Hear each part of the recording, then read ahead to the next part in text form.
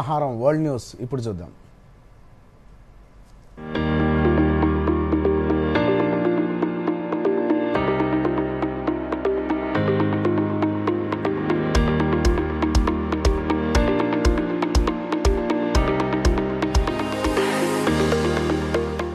అమెరికాలోని డ్రేక్ ప్యాసేజ్లో భారీ భూకంపం సంభవించింది. యునైటెడ్ స్టేట్స్ జియోలాజికల్ సర్వే ప్రకారం డ్రేక్ ప్యాసేజ్లో రిక్టర్ స్కేలుపై 7.5 తీవ్రతతో ఈ భూకంపం నమోదు కాగా, డ్రేక్ ప్యాసేజ్ దక్షిణ అమెరికా, అంటార్కిటికా మధ్య సంభవించింది.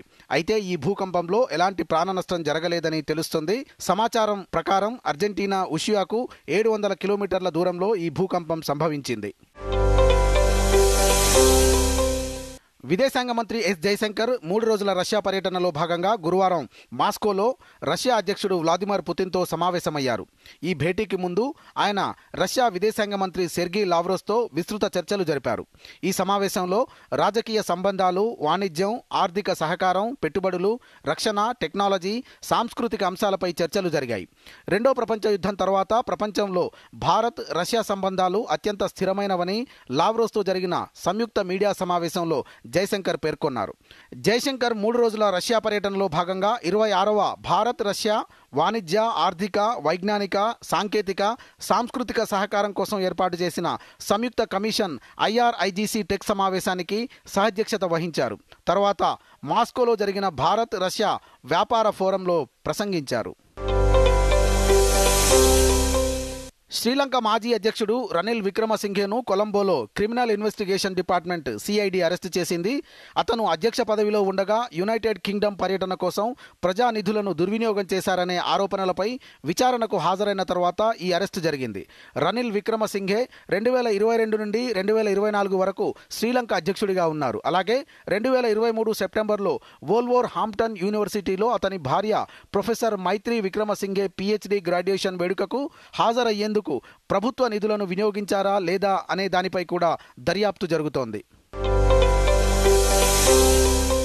భారత్ను చైనా వంటి ప్రత్యర్థిలా చూడొద్దని రిపబ్లికన్ పార్టీకి చెందిన Indian American leader Nikki Haley అన్నారు.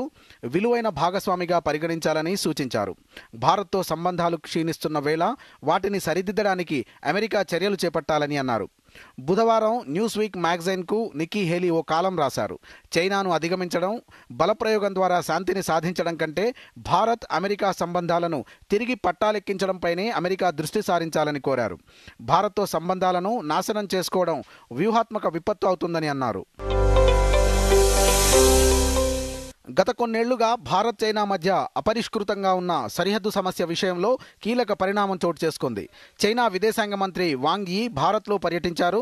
సరిహద్దు సమస్య పరిష్కారం కోసం కలిసి పనిచేయాలని ఇరు దేశాలు నిర్ణయించాయి.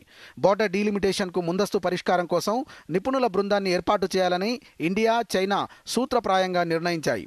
వీలైనంత త్వరగా ఇండియా, చైనా మధ్య విమానాల రాకపోకలను పునఃప్రారంభించాలని ఇరు దేశాలు నిర్ణయించాయని ప్రకటనలో తెలిపింది.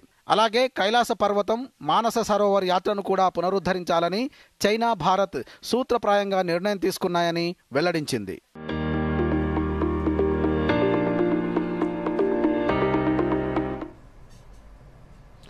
సంగారెడ్డితో పాటు హైదరాబాద్ జంట నగర